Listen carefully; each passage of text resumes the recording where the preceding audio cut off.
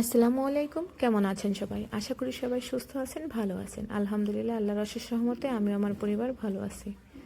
তো আজকে বিকালবেলা বাসা থেকে টার্গেট করে গেছিলাম যে তাকে চোখে চোখে রাখবো, চোখে চোখে রাখবো মানে তার সাথে একটু বাইরে বের হব। তো তার অফিসের সামনে যখনই যাচ্ছিলাম দেখছিলাম তার বাইকের সাথে, অবশেষে দেখি বাইক আর নাই। তারপর দূর থেকে দেখি কি সে চলে যাচ্ছে। তারপর যাই হোক, অবশেষে তাকে আমি আটকাতে পারলাম, আটকাতে পেরে খুব জোর করে তাকে নিয়ে চলে গেলাম এই যে হেলিয়ামে। তো ওখানে গেলাম, যে আমরা দুজনে একটু খাওয়া দাওয়া করলাম আর বাসার জন্য সবার জন্য নিয়ে আসলাম। এর এক একদিন উনি গিয়েছিলেন কিন্তু আমাকে ওখানে নিয়ে যাননি, তো তার জন্যই আজকে যা। তা দেখতে থাকুন পুরো ভিডিওটা, বাসায় এসে কি হলো, কি অবস্থা সব। এই দেখে, এই যে হাতে নে, জুয়েল হাতে নে, এই সব এক একটা করে। খালি নেই আমার আমার মিট বক্সটা আছে তো, খালি নেই তোমার আর আমার। আমরা কি করলাম, দেখি এখান থেকে একটা আমরা দুজন কি করলাম। দাও দেখি। আর আমার শাশুড়ির কই দে, এই যে এটা হলো মাছ। কিন্তু ওর একটু দেয়। আরে দরদ বাপে ওরে খাওয়াই দিচ্ছে। আমি খাবো না, আপেল ভরা। এই মিস্ত্রি আসবে, কাঠের মিস্ত্রি, খা খা বসে খা। তোমার জন্য আসছি। এই যে কি জানো, তুই জানো কি, গাড়ির ড্রাইভার, গাড়ির ড্রাইভার। আম্মু আমি খাবো না।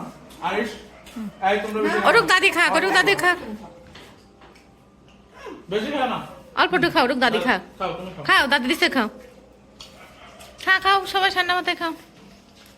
মাছ ভালো। আর এই যে আমাদের দুজনেরটা, আরে না আব্বু, আমি আসলে এই যে এখানে দুইটা, একটা একটা। আমি এসে এখন ড্রেসও খুলি নাই। কেমন লাগছে ফারিক? ফারিক কই দেখি মুখ, ও তো জামা গায়ে নাই। কেমন লাগছে জুয়েল বল? ইজত থেকে ঘোরাঘুরি করতেছে। খুব পছন্দ। ইয়ো ওরে মিট বক্স বলে, খেয়ে দেখেন আপনি একটু।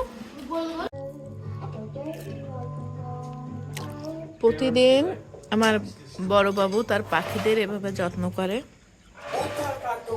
জুয়েল যতই হচ্ছে পাখিদের ঢাকুক না কেন তার মন ভরে না। সে নিজে নিজে, সে রাত 11টা হোক 12টা হোক, সে সেইভাবে এই যে সুন্দর করে পাখিদের এভাবে ঢেকে রাখে।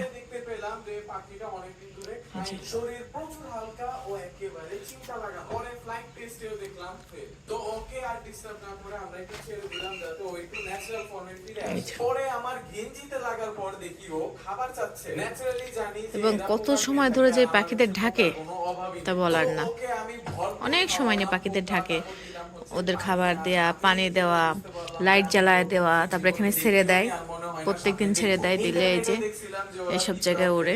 তাই আমার ঘরে যে মানে মূলত এটা হচ্ছে, এই বেলকনিটা হচ্ছে পাখিদের ঘর, এমন ন্যাচারাল যে খাবারগুলো এভাবে ঝেড়ে ঝেড়ে রাখে। খুশিও লাগে আবার অবাকও লাগে যে জিনিস আসলে আমি কখনো চোখে দেখিনি ওইটা আমার সাথে আমার হাতের মধ্যে হইতেছে। তো আরো পিকটা যে আমি ওর